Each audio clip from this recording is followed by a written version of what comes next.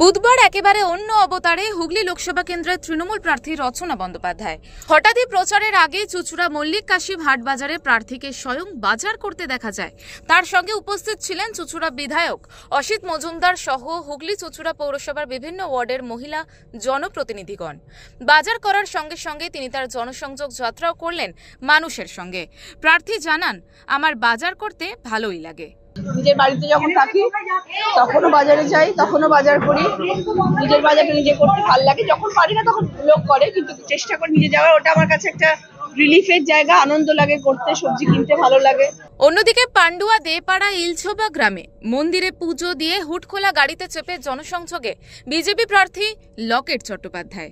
এক কথায় হুগলিতে জমে উঠেছে জোরদার প্রচার। এখন এই প্রচারে গণদেবতা কার দিকে নিজেদের ভালোবাসা উজাড় করে দেন সেটাই দেখার। হুগলি থেকে সুনন্দা দত্তের রিপোর্ট, ওঙ্কার বাংলা।